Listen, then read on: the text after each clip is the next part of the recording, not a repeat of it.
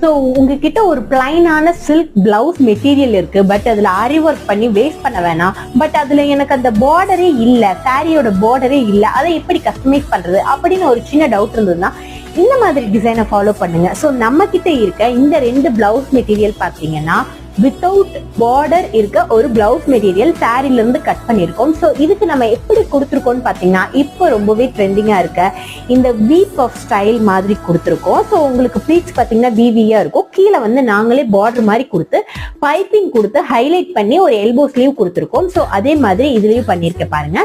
Sorry மெட்டீரியல்ல இருந்து இங்க வந்து அந்த வி ஸ்டைல் பஃப் கொடுத்து குட்டிய பார்டர் மாதிரி கொடுத்து பைப்பிங் மாதிரி கொடுத்துருக்கோம்.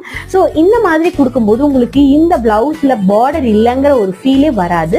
ஸோ இந்த மாதிரி வித்தவுட் பார்டர் இருக்க பிளவுஸுக்கு கஸ்டமைஸ் பண்ணி போட்டீங்கன்னா ரொம்பவே பக்காவா இருக்கும். ஸோ இந்த மாதிரி பியூட்டிஃபுல்லான ட்ரெஸ்ஸஸ் கஸ்டமைஸ் பண்ணணும்னு நினைச்சீங்கன்னா ஜஸ்ட் கான்டாக்ட் 9488